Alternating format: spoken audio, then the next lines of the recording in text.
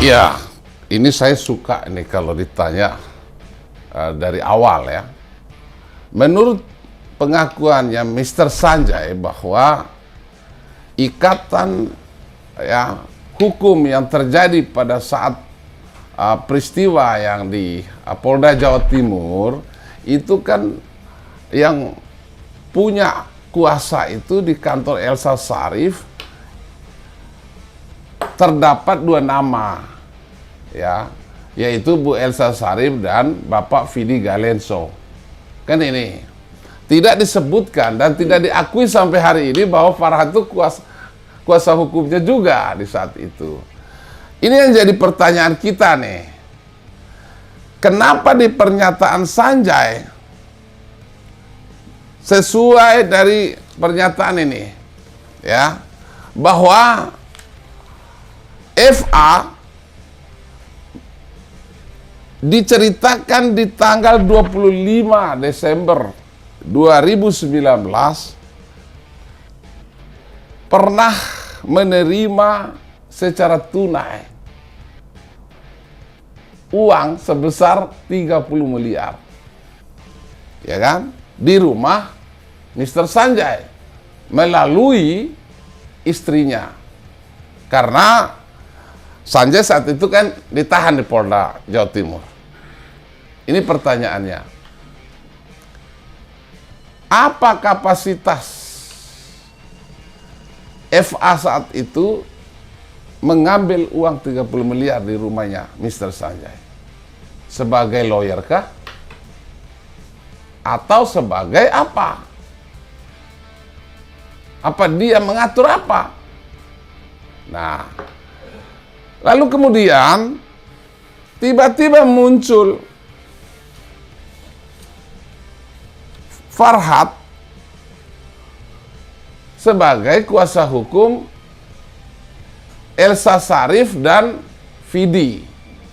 Ketika saya waktu itu somasi, dia balas tahu somasi dia ke RAP bahwa kantor Farhad Abbas menjawab somasi saya. Artinya apa? Berarti seharusnya Farhad ya tidak boleh ada kaitan hukum dalam kasus itu. Tapi kan itu disebut dalam surat pernyataannya si Sanjay bahwa 3 nama yang disebut yang menerima uang titipan diduga keras tuh. Ya.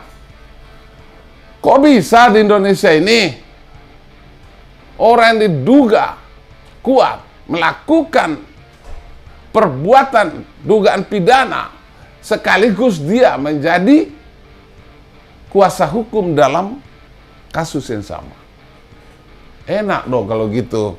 Pengacara nggak usah cari pengacara kalau ada perkara. Nanganin aja sendiri.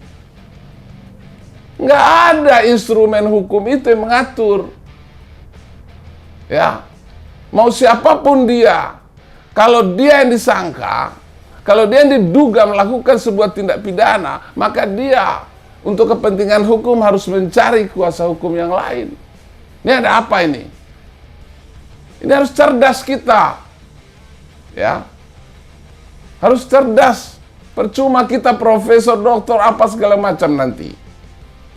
Kalau soal hal yang sepele itu aja yang menjadikan dasar hukum kita untuk bertindak selaku lawyer, kita tidak paham tuh.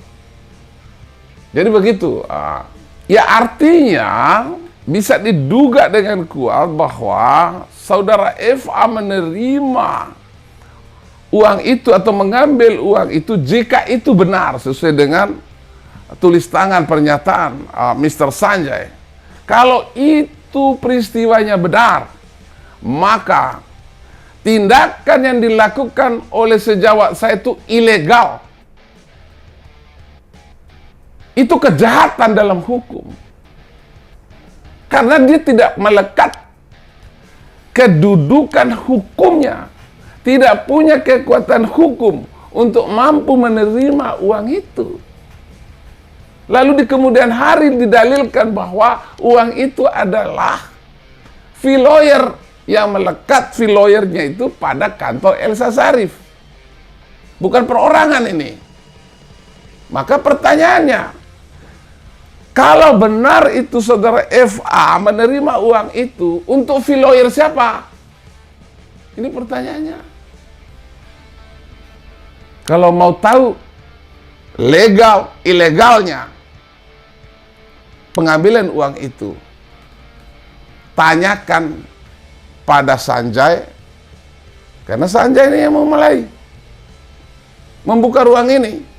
Dan tanyakan juga pada FA, apa dasar hukumnya, keberanian apa yang mendorong dia saat itu mengambil uang di rumah kediaman daripada saudara Sanjay. Apa kepentingan hukumnya saat itu? Dan kalau benar itu uang diambil, kemana larinya uang itu? Buat apa?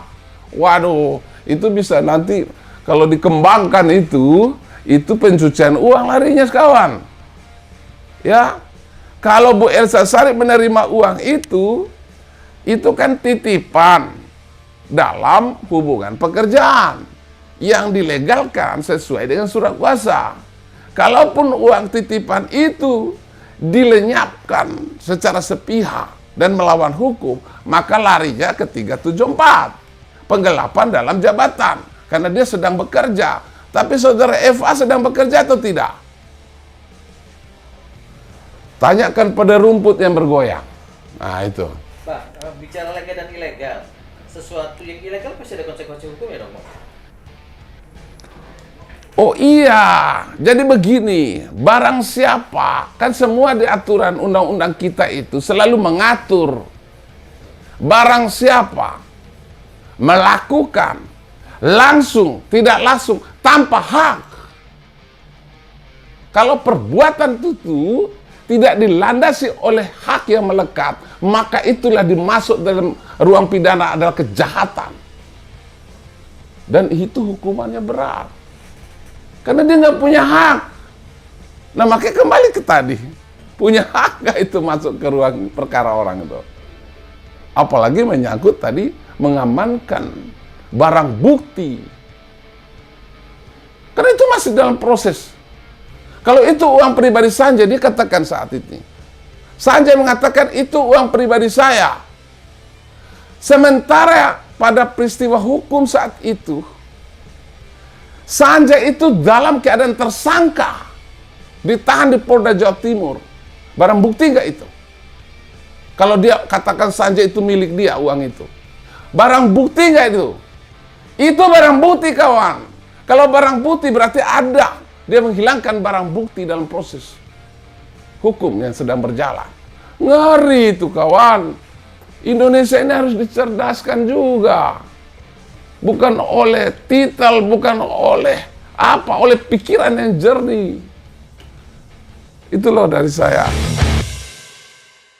Jadi jangan lupa untuk subscribe Cumi Cumi. Ditekan ya tombol lonceng merahnya.